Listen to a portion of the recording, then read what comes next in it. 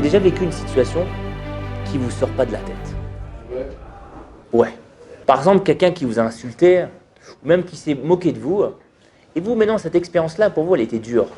Et les émotions que vous avez vécues pendant cette expérience-là, pendant cette situation-là, à chaque fois que vous y pensez, c'est comme si vous la revivez. Ça vous est arrivé, ça, ou pas? Par exemple, je vais donner un cas, moi, que parfois, ces émotions-là sont tellement fortes qu'on appelle ça un traumatisme. Je vous donne un exemple, un soldat qui a vécu la guerre. Il en fait des cauchemars. Et à chaque fois qu'il y pense, il revit la même situation, la même expérience. Quelqu'un qui est sorti de la Shoah, un rescapé de la Shoah, même raconter son histoire, ce qu'il a vécu, il ne peut même pas raconter à ses enfants. Pour lui, c'est difficile, parce que pour lui, c'est encore tout frais. Et juste y penser, ça le recrée, le remet dans la situation, avec les mêmes sentiments, les mêmes émotions.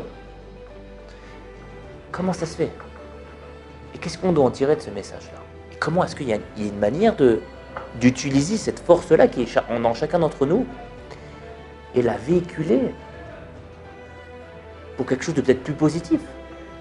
Ouais, on va essayer de voir ça aujourd'hui. La Gemara Brachot nous raconte un moment, une anecdote au sujet de Rabbi Akiva.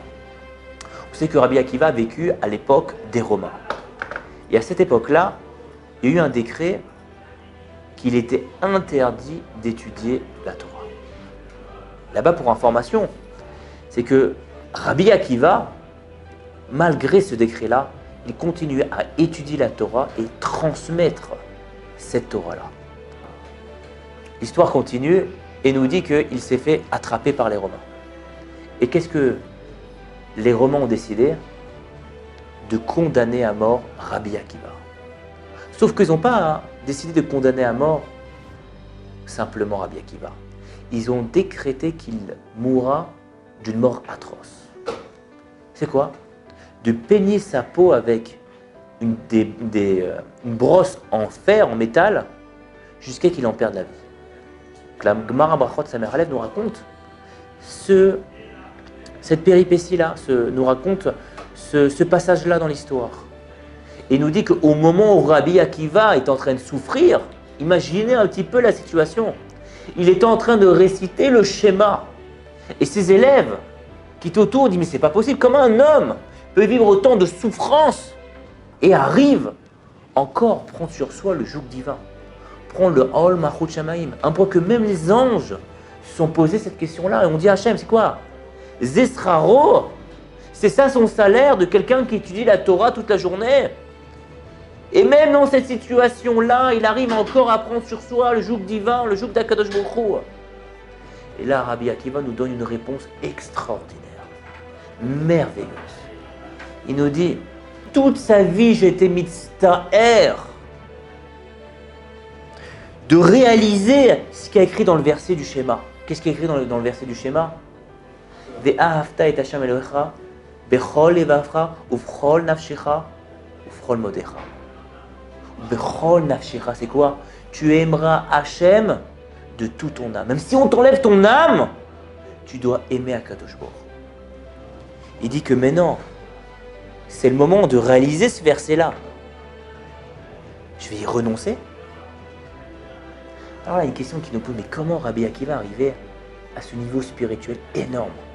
Comment il a pu? C'est pas possible, c'est inhumain. Même les anges, ils ont commencé à réclamer à Hachem. Mais comment un homme peut-il arriver à ça, à ce niveau spirituel énorme?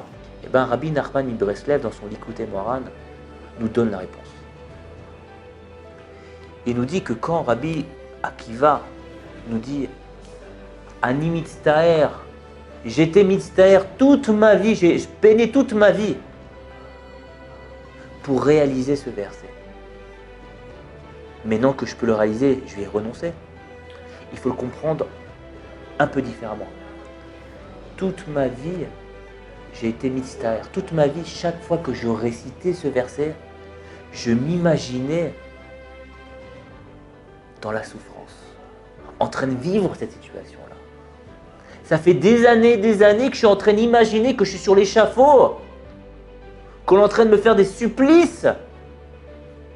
et que je suis en train de réciter le schéma. Et que maintenant que je peux le réaliser, réellement, je vais m'en empêcher. Là, on apprend un grand yesod de la part de Rabbi Nachman Breslev. C'est qu'on a la force dans chacun de nos cerveaux, la possibilité d'imaginer une situation et la ressentir avec toutes les émotions. On a cette force d'imaginer. Qu'est-ce qu'il faut savoir, les amis? C'est que notre cerveau ne fait pas la différence entre une situation réellement vécue et une situation inventée de toutes pièces. Le cerveau ne fait pas la différence. Et on l'apprend de Rabbi Akiva. Et qu'est-ce que ça veut dire pour chacun d'entre nous? Ça veut dire qu'on a la force, chacun d'entre nous, influencer pas seulement notre vécu, mais même on peut influencer notre avenir. Si tous les matins je me dis, quand je me réveille, tiens, aujourd'hui voilà ce qui va se passer dans ma journée, et Bezrat Hashem, je vais la vivre de cette manière-là. Je vais la voir plus positive, ma vie. Quand je vais prendre ma page de Gemara pour étudier aujourd'hui, ça va bien se passer, je vais comprendre ce qui se passe. Quand demain je vais rentrer dans mon business et je vais être avec mon patron, ça va bien se passer, je vais arriver aujourd'hui à faire mon chiffre d'affaires, etc., etc. Ben vous allez voir, votre cerveau, il va arriver à focaliser vos pensées qui sont positives et vous les faire vivre avec ces émotions-là, ces émotions positives. Et de qui on l'apprend? Nous dit Rabbi Nachman Breslev, on l'apprend de Rabbi Akiva. Rabbi Akiva qui voulait vraiment vivre cette situation-là, mourir le Kiddush Hashem, qui a un niveau extraordinaire, un niveau spirituel énorme. Toute sa vie, il a conçu dans sa pensée, au moment où il récitait ce verset-là, pour le vivre personnellement.